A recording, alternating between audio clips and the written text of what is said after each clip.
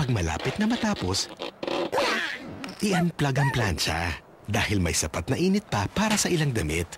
You have the power over your electric bill. For more electricity tips, visit our website.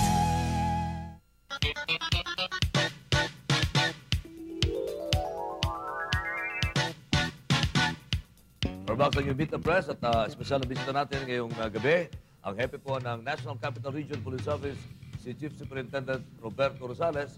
At ang pinag-uusapan po natin, take note, ang pagbubukas ng klase come June 1. Tuloy po ang opening of classes sa June 1. At meron tayong karagdagang katanungan mula kay Director Marlon Purificacion.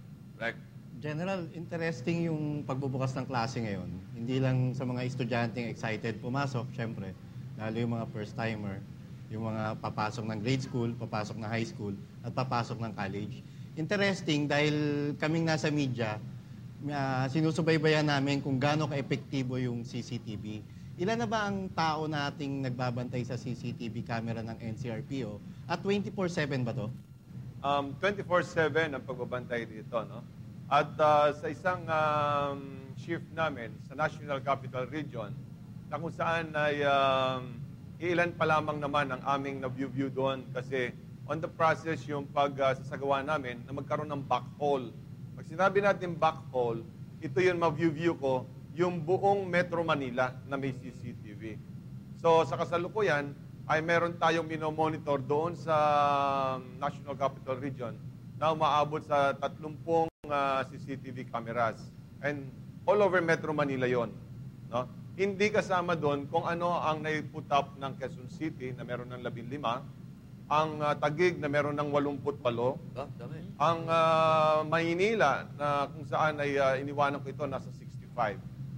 At imagine, pagka ito ay lahat na nare-receive ko na sa National Capital Region, ay mas maraming tao ang kakailanganin namin dito. Pero sa kasalukuyan, sa sinabi mo kung ilang tao ang by shift namin, umaabot kami ng 12 para lang sa CCTV. Para nung sa natututukan talaga namin kung ano ang dapat nating matutukan. Now, karagdagan pang impormasyon dito. Ang Metro Manila Development Authority ay meron ding 51 na CCTVs. At nakapagpabid na rin sila para sa karagdagang 100 pang CCTV. At sa aking pakipag-ugnayan kay Chairman Fernando, na napagkasunduan namin na ibibigay ko sa kanya listahan ng mga CCTVs namin kung saan ito nakalagay, Ganon din sa kanila para maikalat namin. Kasi meron yung isang lugar katulad ng Mindiola. Meron dyan camera ang National Capital Region, meron din ang Maynila, at meron din ang MMDA. Kung tanggalin natin yung dalawa, ilagay natin sa ibang lugar, mas marami tayong mako-cover. At ano ba naman ang parang minomonitor natin dito? Lahat. Kasama dyan ang traffic, kasama dyan ang daloy ng mga tao, lalo-lalo na ma-determine natin kung ano ang sigla ng merkado. Ganon din ang pagka-umulan dyan, kung malinis ba ang isang lugar. At of course, yung talagang pakay natin ng mga pulis, yun maayos na lansangan at tatahimik. Dagdagan ko lang. Bukod sa CCTV camera, gaano pa ka-high-tech ang NCRPO ngayon? Ibig sabihin, ano-anong mga high-tech gadget pa meron ang kapulisan ngayon para pangalagaan ang kapayapaan, seguridad ng mamayan? Ganito siguro, Marlon, Director Marlon, let us put it this way. Ang Maynila noon, ako ang namumuno dito, we were able to put up yung GPS tracking device sa lahat ng mobile cars. Real-time location, alam natin kung nasaan ang lahat ng mobile cars. And we are now extending this to their motorcycles. Para kung hindi makarespond ang mga mobile cars, ready mag-respond ang mga motorsiklo na kung saan they will form as a complementary force ng mga mobile cars. At bukod dito, meron ang Manila Police District ng 30 BlackBerry cellphones. Itong BlackBerry cellphones, nung na-acquire namin ito, ay kalakip dito ang access namin sa database ng Land Transportation Office. So, pindutin lang namin dyan, malalaman namin kung ang lisensya ni President Benny ay current, kung ito ay fake, kung ito ay may outstanding balance with LTO. Ganun din, kung ang plate number mo matches with the car that you are driving. At ginawa rin po namin, nakipag-ugnayan din kami sa National Bureau of Investigation para may access din kami sa kanilang database.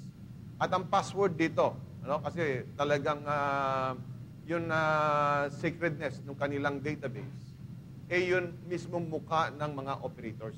Dapat magkakakilala sila.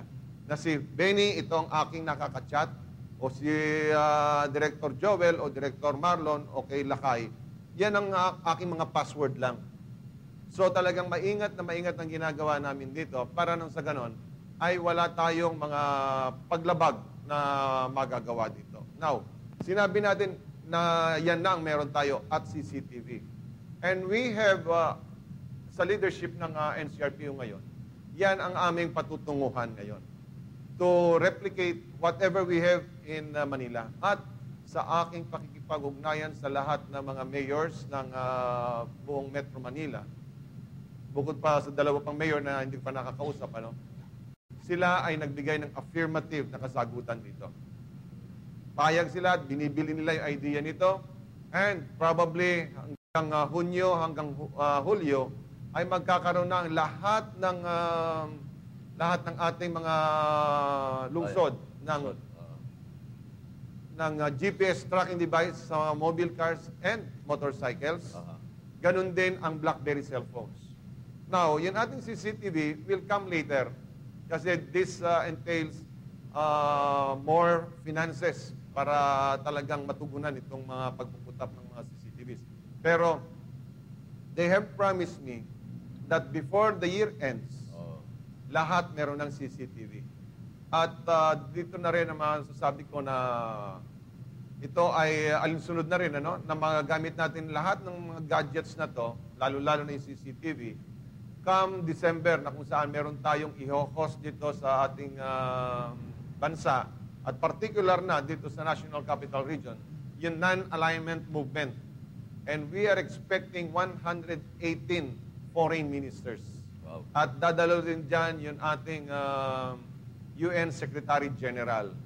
So kung lahat naka-install yan, makikita nyo, lalabas pa lang yan ng airport, naka-focus na yan. Hanggang sa pagdaan yan doon sa ating mga major na thoroughfares, hanggang sa aabot sila doon sa kanilang mga billeting area at doon sa lugar na kung saan pagdarausan ng kanilang mga conferences. Statistically speaking, sir, ilang percent ang ibinaba ng crime rate natin since the installation of these CCTVs? Do you have that? Well, kung pagbabasihan ko ito sa Maynila, umabot ito ng almost 30%. Dati number 1 ang Maynila na kung saan ito ang may pinakamaraming crime incidents sa buong Metro Manila. Alright. And now? Ngayon, pang-apat na lang ang Maynila.